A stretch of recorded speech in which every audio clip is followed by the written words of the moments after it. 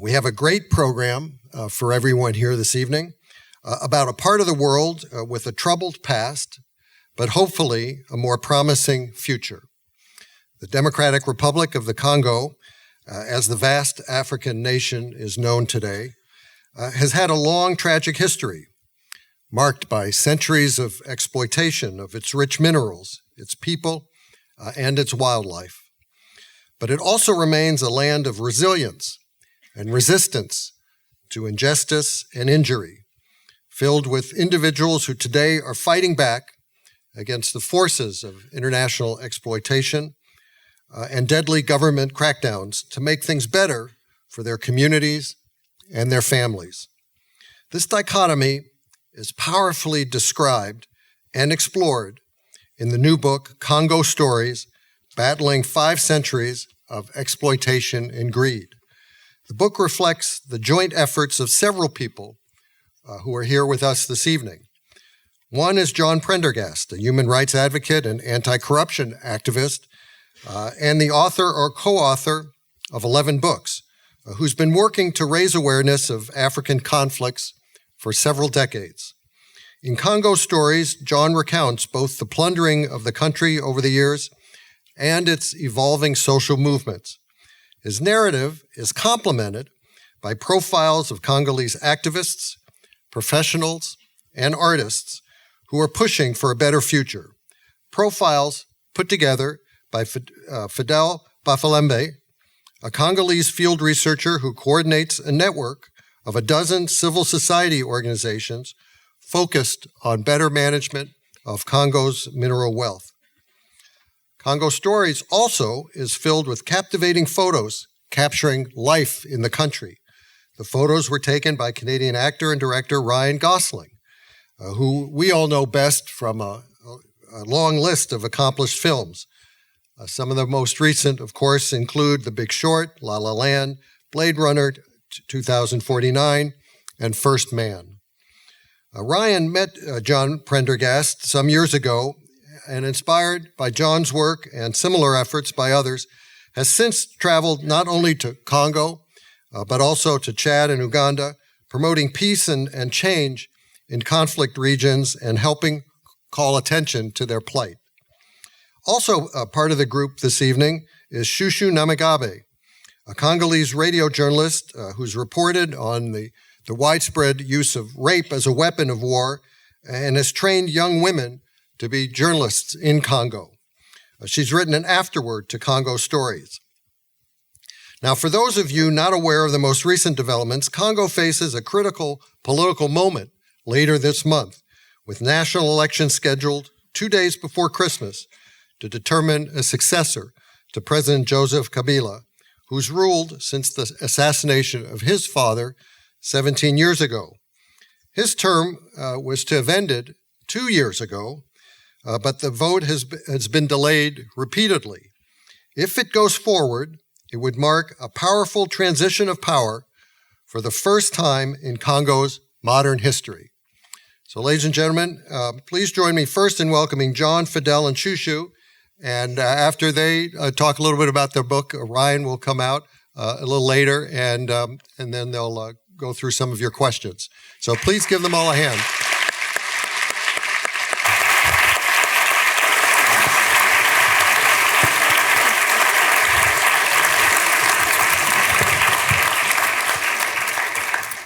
Well, thank you so much for that introduction, and thank you, everyone, for showing up tonight. We really appreciate the idea of being sponsored by Politics and Prose, everybody's favorite bookstore in D.C., and so it's an honor to have this forum.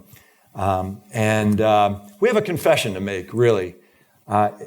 This is not really just a book about Congo. It's a book about all of us. Without knowing it, about how we're deeply connected to Chouchou, to Fidel, and their country's history. It's about how we and our ancestors are deeply responsible, without knowing it, for Congo's multi-generational crisis. It's about how we in America are more dependent, without knowing it, on Congo than Congo is on us, despite billions of dollars in aid that we send. And most importantly, it's about how deeply empowered we all are, probably without knowing it, to work in solidarity with Chouchou and Fidel and the other upstanders in Congo to help bring about real change in that country. For the past 500 years, Congo evokes the image for me of a vampire's ball. Human traffickers, kings, colonists, presidents, tycoons, bankers, mineral smugglers, and elephant poachers have all colluded with Congolese leaders to loot the people and the natural resources of that country. So our dependence on Congo began way back in the late 1400s and early 1500s, when the Portuguese arrived in Congo just as the Europeans were arriving in a number of places throughout Africa, and soon thereafter began enslaving and exporting Congolese people. The need for labor back on the plantations of the New World here drove the dramatic expansion of the transatlantic slave trade. 1/4 of the enslaved people in the American South working on the plantations were from Congo. Let's fast forward now to the latter half of the 1800s. So just as plastic is omnipresent today, ivory was sort of the high-end plastic of the middle to late 1800s. The demand was skyrocketing, and the biggest elephant tusks in the world that provided the best ivory for this demand were from the Congo. Most of us read Joseph Conrad's Heart of Darkness in high school. We remember the story, despite the fact, the racist undertones of the book. We remember that the horror that was being described, and that was all about the European scramble to loot the ivory from Congo, the killing of the elephants and people to steal the ivory treasures out of that country. Now let's fast forward to the late 1800s. The inflatable rubber tire is invented. Quickly, we see the automobile industry is initiated and dramatically expands. That creates a tremendous demand for rubber. And the largest, after the Amazon, the largest naturally occurring rubber tree forests in the world were in Congo. So King Leopold, the Belgian king at this time, became the only person in the world to actually own a colony. All the other countries in Africa, all the other territories in Africa that were colonized by the Europeans were colonized by countries. Leopold owned it personally. And he undertook a massive extraction, violent extraction of rubber for the needs of American and European auto industry that led to the deaths of 10 million Congolese people. Fast forward again to World War I, as we deepen our dependence on this country of Congo. When the war begins, massive increase in the production of weapon systems. The mineral that was in every weapon system at the time was copper. In fact, someone wrote at the time, you cannot kill people in large numbers without copper. And the largest naturally occurring deposit in the world, of course, Congo. So the race was on, again, to loot the resources, to feed the military-industrial complex that was driving war in Europe. Fast forward to World War II. Albert Einstein writes a letter to FDR and says, Nazis are going to win this race for the technology to build an atomic bomb. You have to secure the uranium deposits, because if they get the uranium, they're going to build the bomb first with predictable consequences for the World War II. And so this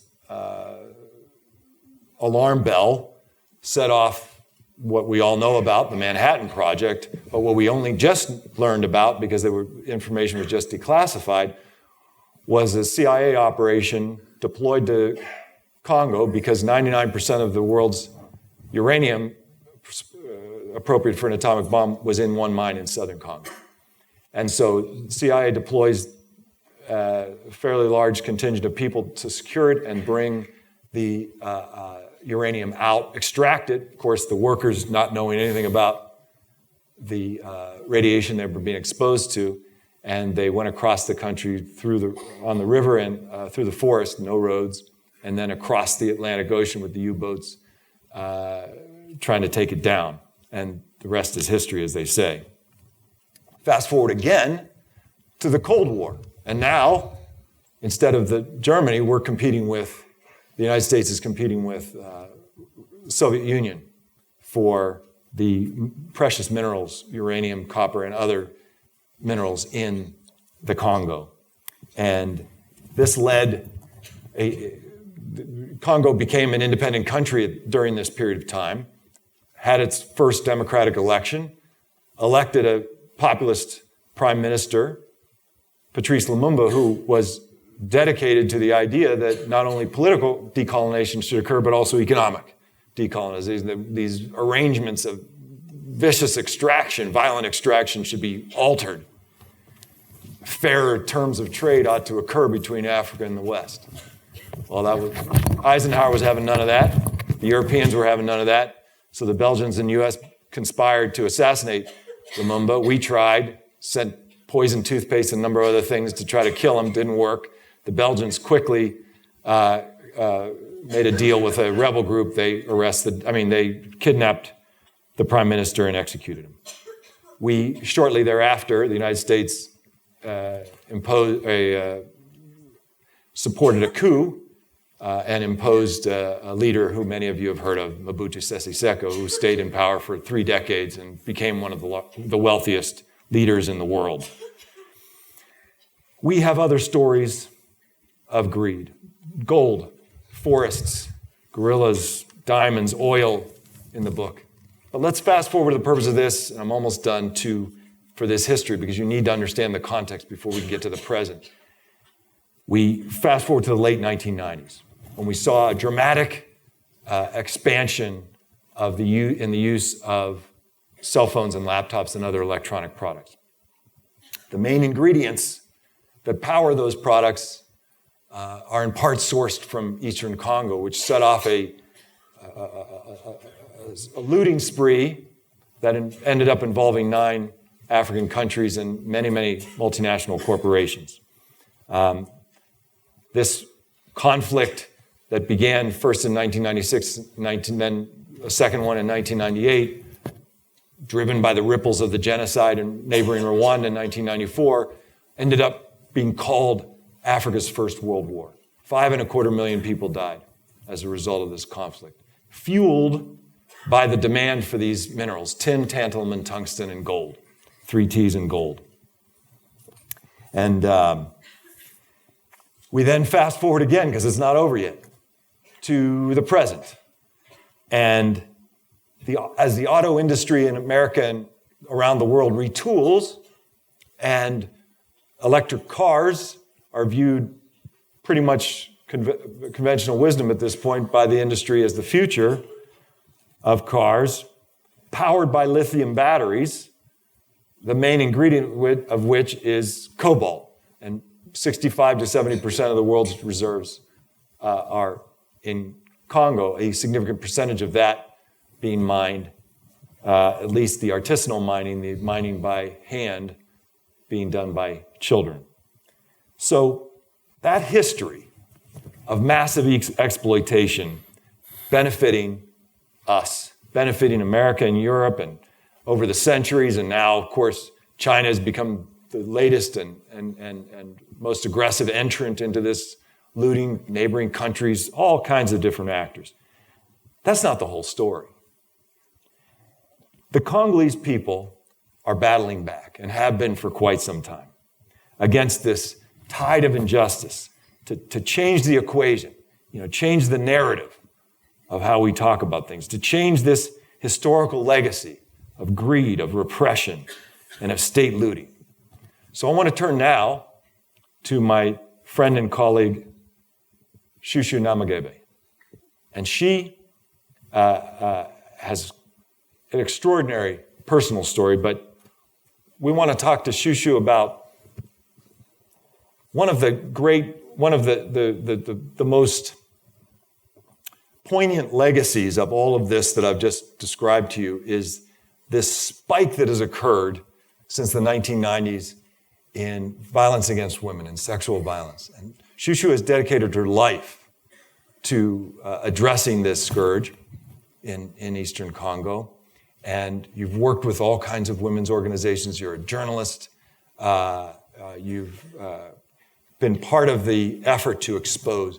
Can you tell us a little bit about the dynamics of this gender-based violence crisis and what women's groups and others and journalist associations and others are doing to try to make a difference? Thank you very much, John. Thank you for being here. You know, during all the repeated wars, as John described, from 1996, we saw a new phenomenon. And we heard that rape and sexual violence was used as a weapon to destroy a community. The attackers used sexual violence for three objectives: to frighten, to make a vengeance, and to force residents to leave their lands so that they can control the lands and minds. I remember all these women who came to us because I joined the radio station in 1997, just after the outbreak of the First War. And I started reporting about the war, its consequences. And I remember all these women we met, and who told us their stories, who told us their horrors. It was unbelievable. It was hard for us. I was young, just a young girl, came from high school, but I had to hear, to listen to that stories, to that horrors. And I remember I met a woman who, after the rape, was forced to eat the flesh of her kids, freshly killed in front of her. I met women, a group of women. After the rape, they were burned in their vagina with fuel inside. Those women to whom they shot in the vagina after being raped by 5 or 10 perpetrators. From all these times, we couldn't talk about what was happening to women. We didn't have even a word to describe it. And in 2001, civil society, women's movement, women's organization started raising their voices, denouncing that phenomenon given the dramatic magnitude of rape and its atrocities. Like, as a journalist, we gave the voice to survivors,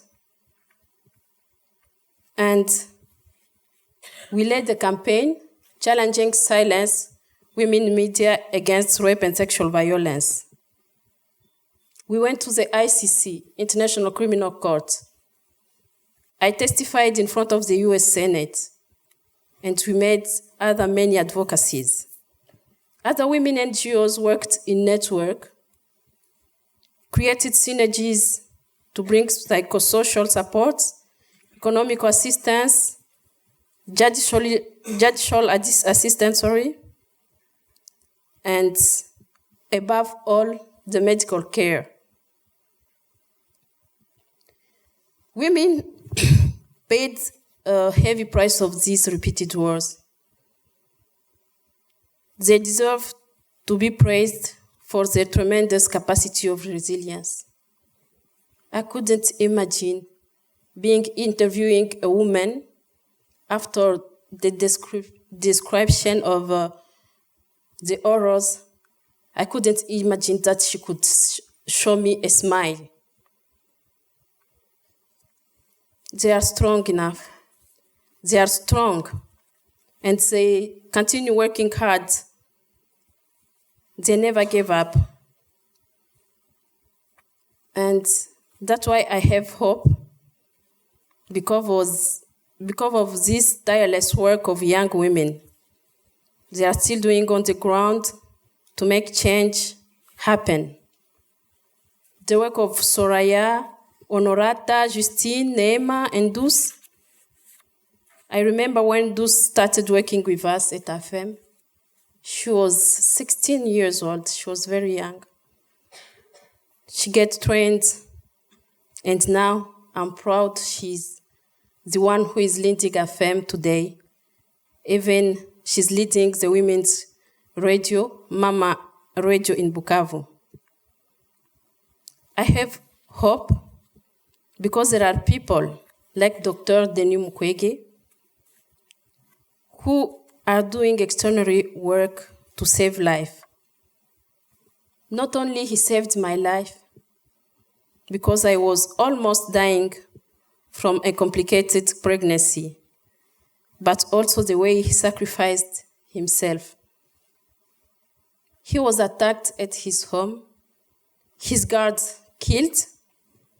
He decided to leave the country. But a few months later, women from an island in Ijwi decided to collect crops, to sell the crops, and to collect money so that they can send him the ticket, because they needed him to be with them. That's why I'm proud of the Peace Nobel Prize that was given to him and Nadia. And it brings again another hope, because it will bring spotlight to the fight against sexual violence in Congo. His acceptance speech last Monday was powerful. And I encourage you to watch the recording of this speech. He appealed for justice. He called the international community to finally consider the mapping project report and its recommendation.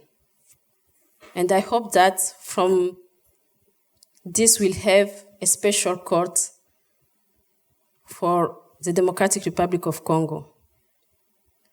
And another hope is from this book, Congo Stories. It tells the true story of Congo, and it brings people to be interested and know more about some of those who are working tirelessly for change.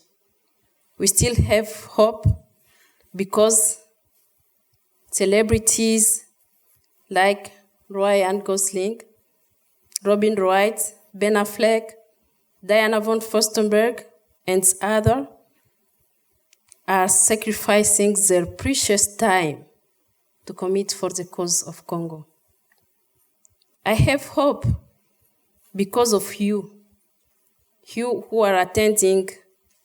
Your love and commitment, and any act that you may pose will push for policy check. And we hope that this will bring a bright future for the Congolese people. And I'm convinced that the change in the DRC will come through women. Thank you.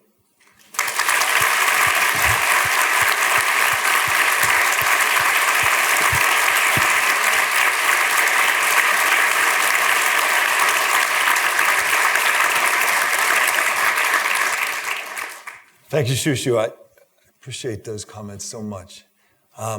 Fidel, you've lived, as has Chouchou, in the epicenter of the violence that has ripped apart part of the east of Congo for many years, in part, not fully, but in part driven by this thirst for conflict minerals, as we call them, the minerals that power the products we use every day. But you've worked with many other courageous upstanders and organizations to expose the corruption behind this minerals trade and to work for years to change the situation. Because the progress is kind of stunning from where the situation was even just 10 years ago to where it is now. Can you tell us how you and your colleagues on the ground in all of these incredibly interesting and diverse organizations, Congolese organizations, how you've been able to make those changes and make that difference for the people of your region?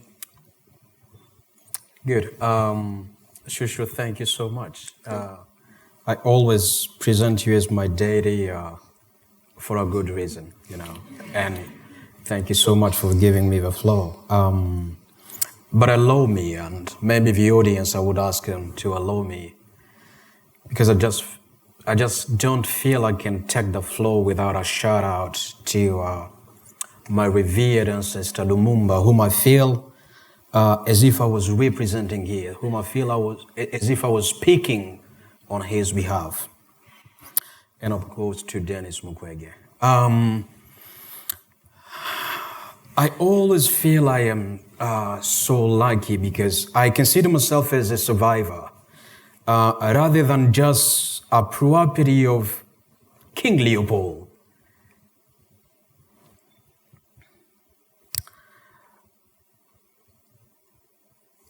It's not easy to rely on just hope. But the reality is that is all the Congolese people are left with. Hope. And hope brings me to the US. Hope turned me into an activist, along with my fellows.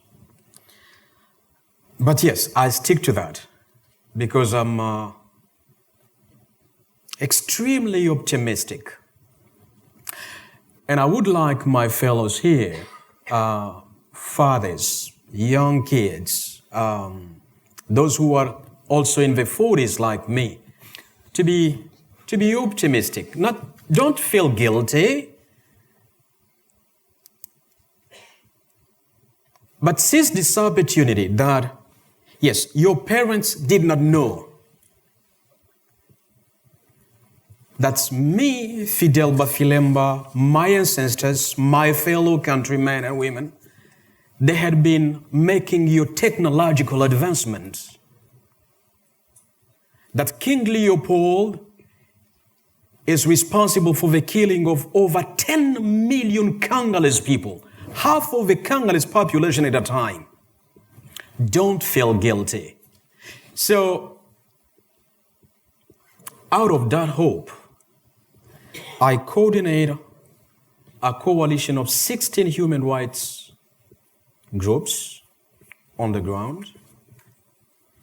And no matter the discourse, no matter the critics, and I like the academics, so much. Because sometimes you label Congo conflict as ethnic tensions. You would label Congo conflict as land dispute. Of course, I do agree. We have land disputes. We have ethnic tensions. And men and women fight each other in my country. Yes, so do you here. But honestly speaking, if you want to be intellectually correct and honest,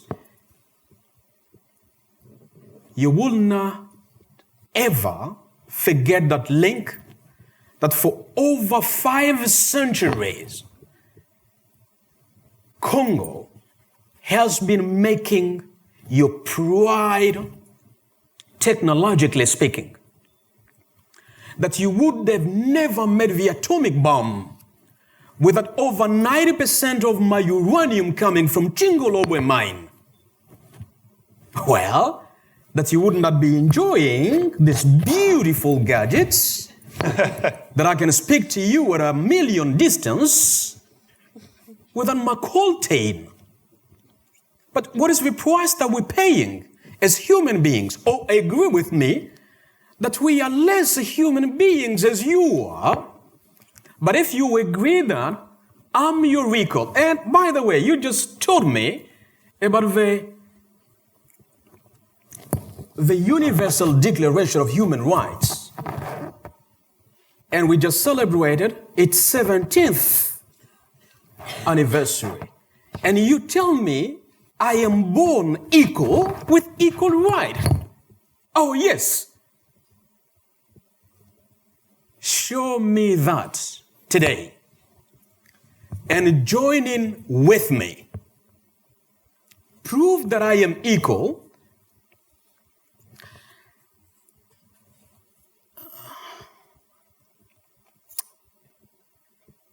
No. I think I want to move further instead of just living by hope, hoping for a better future, hoping that, okay, my fellow American people, they will one day wake up. I would like to seize this opportunity and see it for myself. So in the Congo,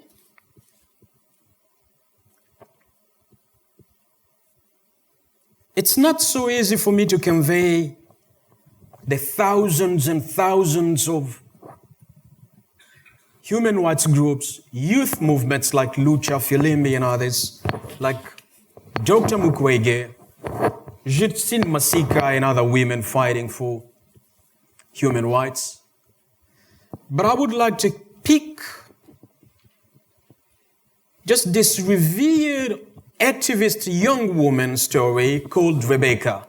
You might have known her because she's been to the Congress a number of times.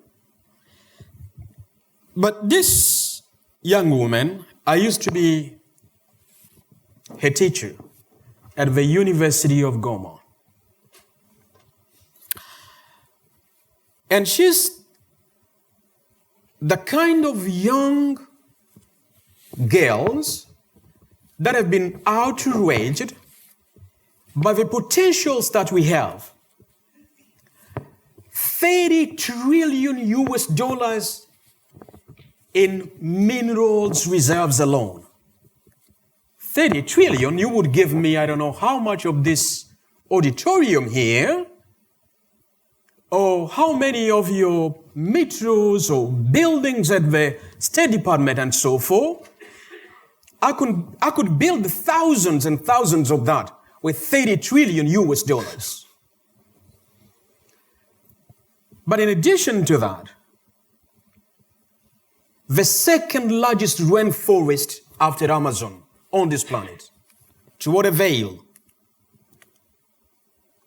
54% of the entire African continent fresh waters, to what avail?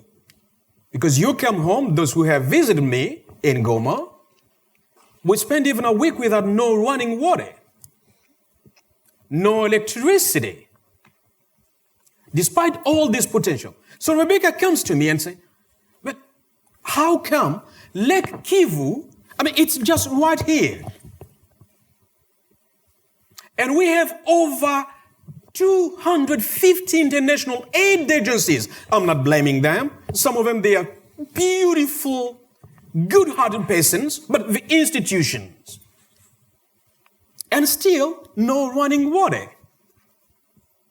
And the lady comes to me, outraged with all that, and she says, no.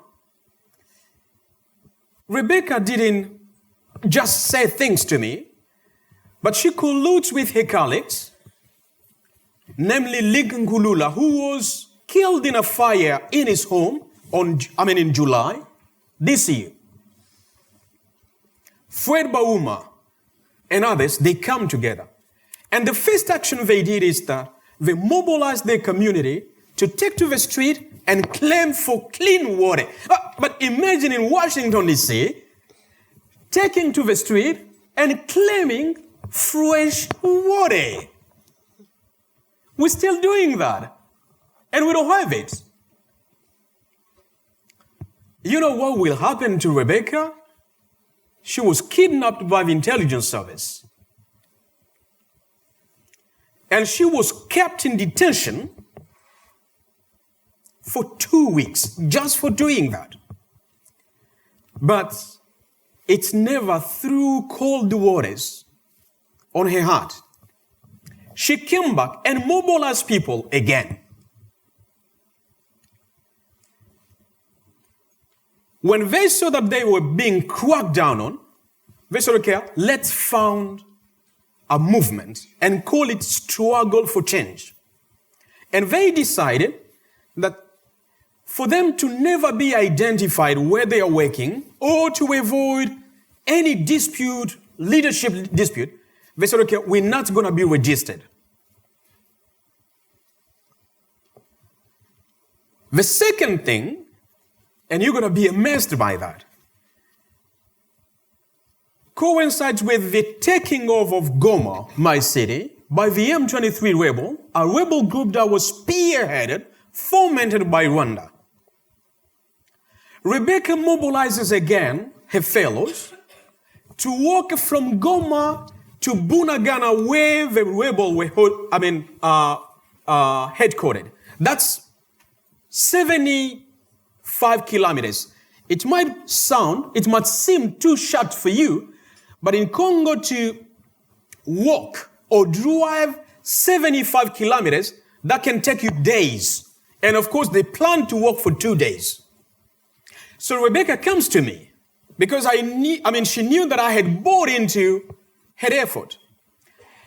And we make plannings, how much it's going to cost each one. We figured it out at least $15 each. So they can buy water, a bottle of water. They can buy a nut to sleep on. Oh my God. We mobilized hardly $200. Despite that, Rebecca and her colleague, they walked. But I think the strong message that is sent to me is that we have been impoverished to an extent that for a salvation action like that, we're unable to mobilize as much money as to feed those kids, young boys, young men, and do their action. But Rebecca, they never stopped that far. Today, as they had become a pro-democracy movement, the leading youth movement claiming political change, Kabila, who was vying for a third term, has been obliged to step down and back off. But in addition to that, they had joined in the campaign against conflict minerals and other things. And today we have conflict-free supply chains in Congo. They had joined in building libraries, a project that I'm spearheading here and collecting funds for that. So numerous things that people are doing in the Congo, of course, taking hope as their fuel for engine, but also knowing that they can rely upon you. And I think that's going to be my closing ask, if I can make it. In the US here, I know you had come up tremendous thing as a nation, but I don't want to speak to that. I want to speak to the youth movement, and particularly the conflict-free initiatives in campuses, in universities. Because I would ask you to give me dollars, because you can. But as much as to pay reparation for what has been committed by your ancestors, I think you will be unable to do that. And that will be too much of me demanding. But at least, if you can make sure that you want to buy a cell phone, demand that the company you're buying from that goes conflict-free, that will be enough for me. That will force those companies to change their policies.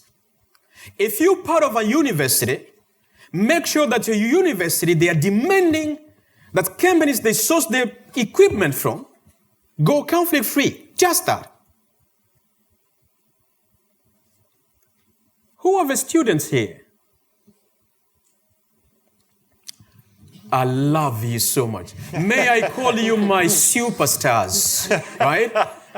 And at least lean to you, stick to you, rely upon you, that you're going to join me. I'm not asking you your dollars, as little or as much as you might have, but just be demanding that your companies stop bullshit they have been doing back in Africa, and particularly in Congo. Thank you so much.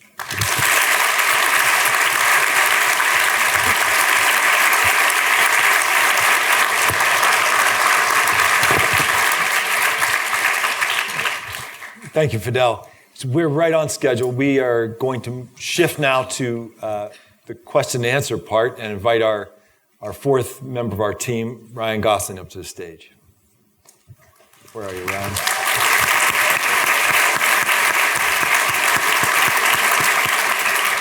So in this situation, we got a whole bunch of questions in advance from many of you in this room, and a number of themes have emerged as I've gone through them.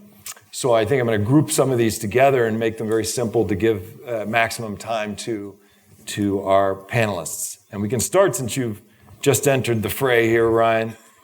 Very simple. How'd you get involved? What led you to being part of this project and to Congo? Well, you're largely responsible for that. I met John in 2005. I had,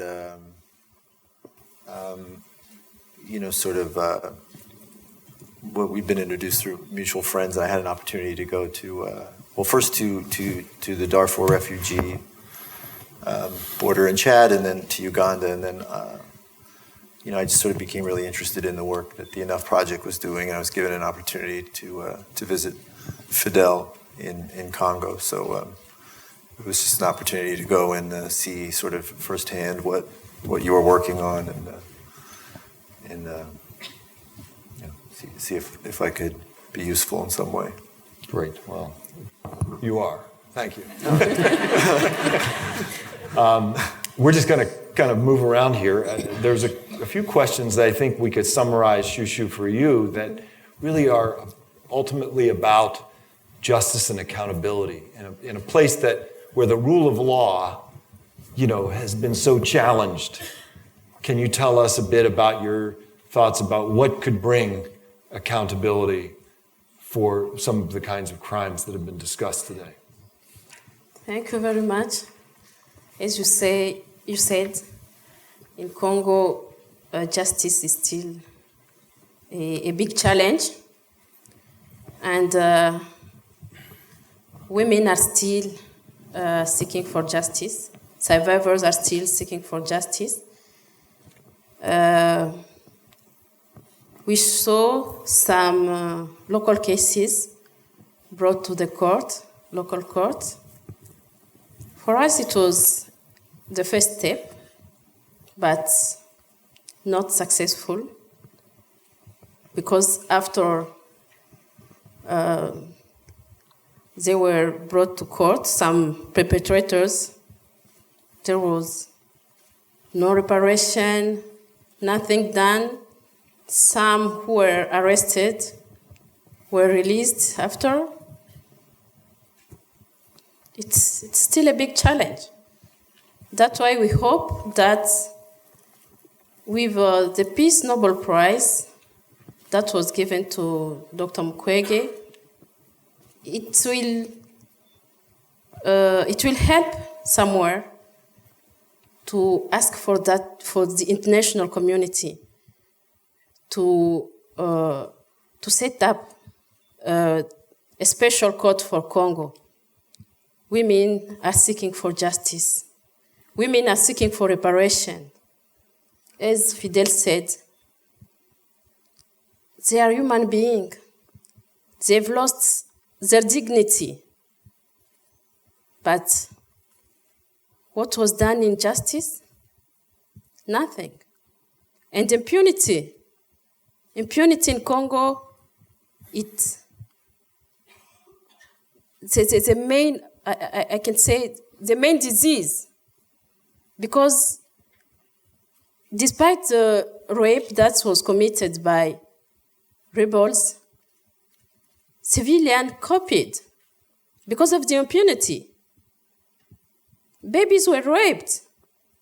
Babies of 9 months, years old. It's a kind of disease because of the impunity.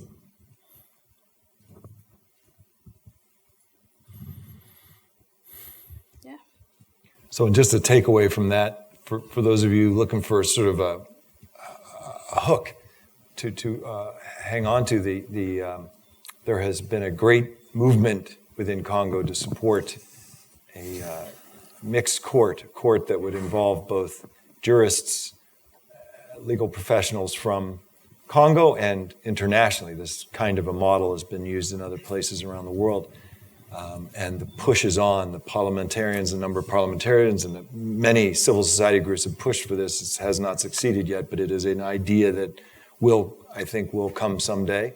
And of course, the International Criminal Court, Congo has been referred to the International Criminal Court, so there are cases, and there are a number of cases inside the country that have been taken up against some of the perpetrators. Still, it's not getting to the senior most. People are not being held. Slowly, steadily, there's a movement within Congo, especially led by civil society, trying to make a difference, and that's pretty exciting. Fidel, there were a number of questions about corruption, and that's such an interesting topic because everybody's like, the cursory look at Africa from the nightly news or the headlines, it's this corrupt leaders.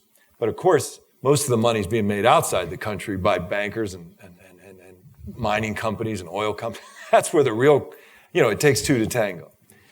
So many of the questions that we received are like, what do you do about corruption in Congo? I mean, I think people are talking about what do you do about the corrupt leaders, but well, it's a much bigger issue. So what would you say as a starting point to give? Well, sometimes, or I would say even most of the time, I feel so ashamed because I should be in front of these beautiful souls praising my leaders, praising my president. But I would not just be honest with myself, honest with my people, because all what my leaders have been is to be successors, to be like sons of King Leopold. And unfortunately, sometimes we go by those labels.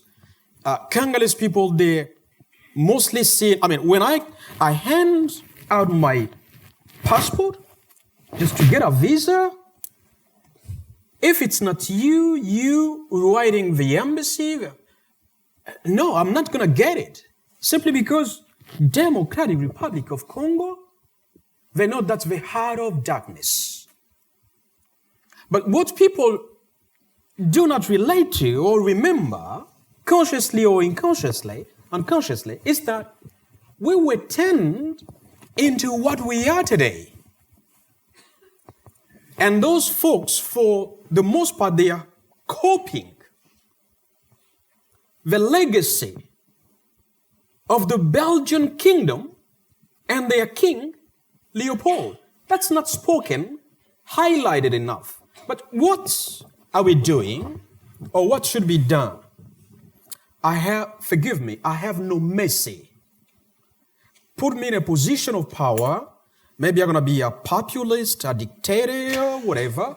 But I would have no mercy for those guys. I'd lock them in. That's why I have been so very adamant. And those who want to join me in that battle, to making sure that Kabila and Kabila's family, Kabila's henchmen and henchwomen, they are put and maintained on sanctions list. Their money is frozen. They have travel bans. Because, tell you what, those people are siphoning Congolese natural resources. The money they are getting, they're coming to buy mansions here, palaces here. When they get sick, they do not get in Congolese hospitals. No, they're coming to you guys. If any children's education of theirs, they are bringing their children here. What about me? What about Chouchou? What about Rebecca? And of course, when they take the floor to the Security Council, to the UN assemblies, oh, human rights, we are equal. We are equal, and they cannot be treated in the same hospital as I am. They cannot have their kids study in the same school as mine. So, no. Of course, that's the international, I think, sphere where everybody can get engaged in demanding sanctions for the Congolese, thieves, hyenas. But on the ground, of course, I have been collecting evidence so that hopefully the criminal court, the special courts that my sister is calling for, if they ever come to Congo, yes, are going to be a witness. Here are the files.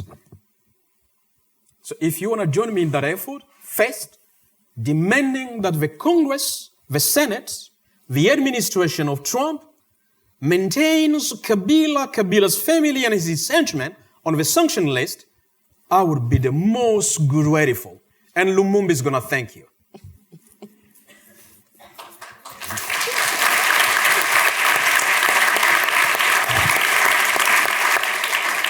I think we want to join you, man. So wherever you're going to go afterwards, we're going.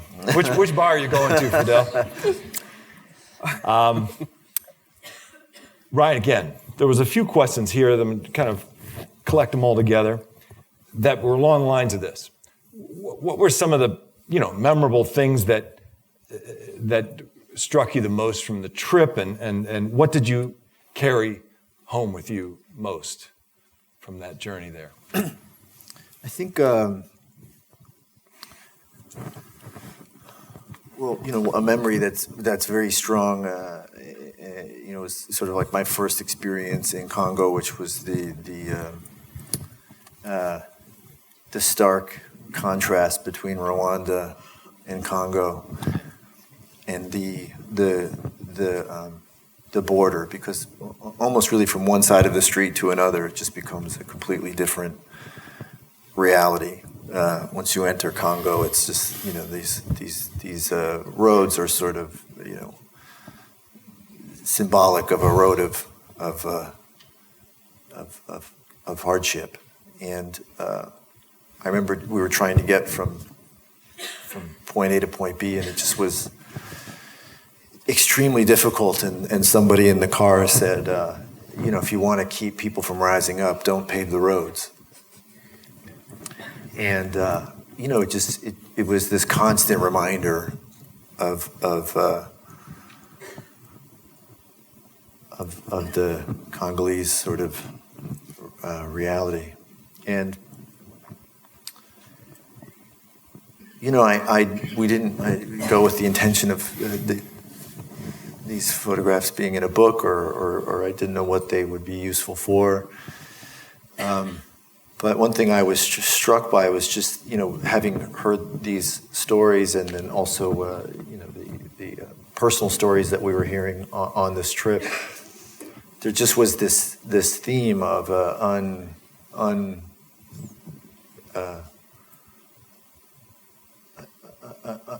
unwavering resilience and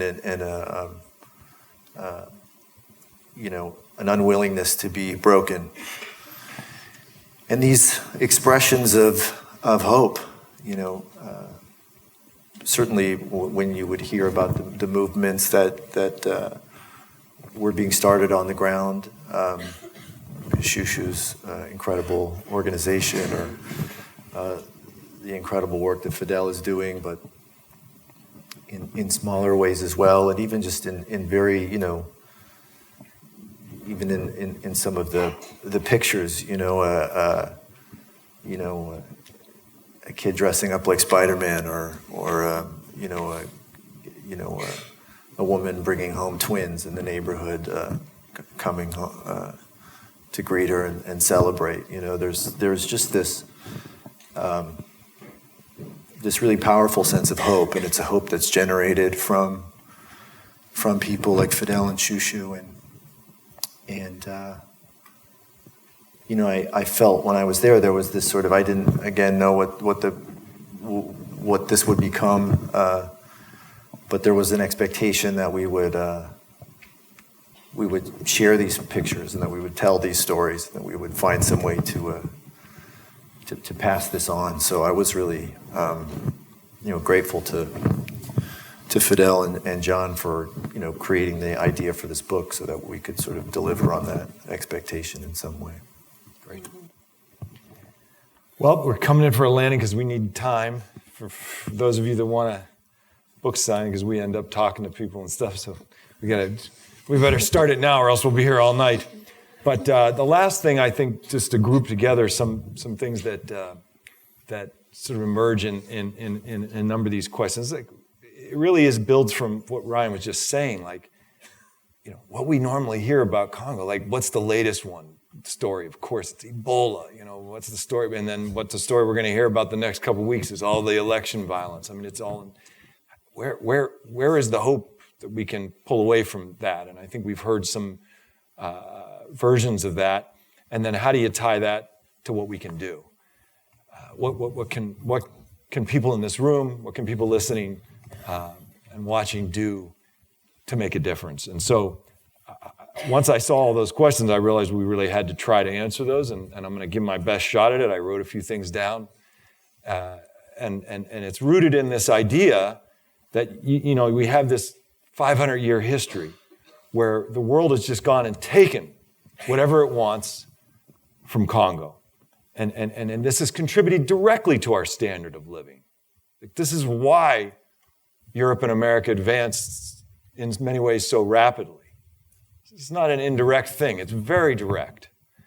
So finally, this one-way equation of our benefits and tremendous costs for Congo is being addressed, is being attacked, is being challenged, is being changed. And just sitting here and thinking about, as I listened to the discussion, what 10 quick rays of hope, just to get us on the right road going out of here. So just 2 weeks ago, there's a major, I don't know if you guys read this New York Times article, there's a major lobbying campaign. The president of Congo has paid all these K Street firms to lobby and try to stop sanctions from, just 2 weeks ago, in the face of that lobbying campaign, the money being thrown around, Congress passed a bill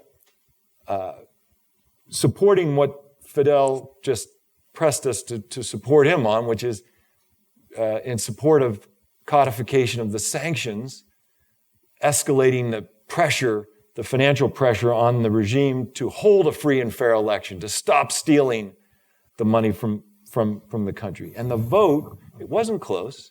It wasn't a nip and tuck, boy, there's a lot of money coming in, so it's going to be a problem. 374-11. Every once in a while, they do the right thing. Yeah. This is stunning to me, frankly. I thought we were going to lose. Now, that's the first ray of hope. Second ray of hope. Look, we've talked about this. Fidel the money that's being made by the corruption in Congo is primarily being made outside of Congo. So the president of the country, hopefully only for the next couple of weeks, his main commercial partner is an Israeli diamond dealer, okay? This guy has been laundering the money and the stolen assets of this country for since President Kabila came to power. Well, he didn't count on somebody in this audience taking the job in the Treasury Department. Now, number 2 acting person in the Treasury Department, a person named Sigal Mandelker. Okay? So, somebody that toils in relative obscurity in the Treasury Department, nobody knows, probably Kabila may not even know. But deep commitment to human rights. So when presented with the evidence about this tremendous theft of the resources of the state, of this money laundering that goes on, working with colleagues throughout the National Security Council, the State Department, the various entities with equity and stake in the decision, the United States government imposed sanctions on Dan Gertler, on his main business partner, and 33 of the companies that he uses to hide and move money out of the country. This is stunning. What immediately caused tremendous damage and difficulty to Kabila's main money launderer, and relational breaks in the relationships between that guy and many of the companies. This is fantastic. Major ray of hope. Again, think that 500 years, no one challenged this. Now we're challenging it. Third ray of hope. The Department of Justice has opened an investigation into the largest mineral company in the world, Glencore, for the corruption in Congo. It's incredible. Fourth, several international banks, and hat tip to my colleague Sasha Lezhnev on this one, have cut off access to the bank in Congo that's controlled by Kabila's brother that was used to launder millions of dollars. So this whole concept of shutting people out of the international financial system, we do that when we want to shut terrorist networks out of the international system. We do that when we want to try to force someone who's trying to acquire nuclear technology or nuclear weapons. We don't use that for human rights. We don't do that for peace. Well, it started. That's very exciting. That's a ray of hope. Again, 500 years, we're just getting started here. Fifth ray of hope. A number of high-level officials from Congo, the guys you want to, what'd you do? That lockup. I like his, all he had to do was this. We knew what he meant. Number of those people have been blocked by something called visa sanctions, blocked from traveling to Europe and America, where they've, many of the spoils of their corruption have been lodged through luxury houses and their families and all the rest of it. So it's a start. It's something. Sixth ray of hope. We've talked a little bit about this. Many of you know about it. It's Washington, D.C. We all know about the Dodd-Frank law. Well, there was this component of the Dodd-Frank law that was specific to conflict minerals, and it forced companies to reveal, basically, where they got their raw materials for the products that they're making if they were sourcing from Central Africa, from Congo and the surrounding region. It's just purely transparency, purely just saying, after all these centuries of stealing, can somebody please tell us the truth about where they get their stuff and what goes on, where they're getting it? And that has had a catalytic impact on a number of companies and on supply chains, and that has led to the seventh ray of hope. 80%. Well, it used to be, just 10 years ago, the UN found almost 100% of the mines were controlled by armed groups in eastern Congo, epicenter of the war zone. Now, today, as a result of that law, as another, and companies taking proactive measures to get ahead of the law, 80% of the mines of these 3 T's, we call them, tin, tantalum, and tungsten, they're in all of our electronics parts. 80% of those mines are now conflict-free, free of armed groups. It's progress, just got to move. Eighth ray of hope. The pressure on some of the neighboring countries, it's not just China and America and Europe that have been feeding off of Congo, it's even the neighboring countries. First and foremost, sadly, a country that has been, and a government that has been held in great regard for much of the progress that has made since the genocide in 1994, Rwanda, has been one of the worst violators, one of the worst exploiters of Congo's weakness and lack of rule of law in terms of the smuggling and violence that has occurred. So the pressure that the United States and Europe and other countries placed on Rwanda and Uganda as they were extracting very violently the minerals in Congo has helped to literally end one of the biggest insurgencies in all of Africa, a group named the M23, whose human rights violations had few parallels in the entire world at the time at its height. It doesn't exist anymore. Like, that's a pretty amazing sign of progress. The ninth ray of hope, one of the worst warlords, leaders of that M23, who was terrorizing the country just a few years ago, nicknamed the Terminator, that gives you a sense of what he was up to, is now in The Hague, facing charges in front of the International Criminal Court for all kinds of crimes against humanity. And the 10th, and I could just go on forever, but the 10th, I had to stop at 10. That seemed very fair to the audience.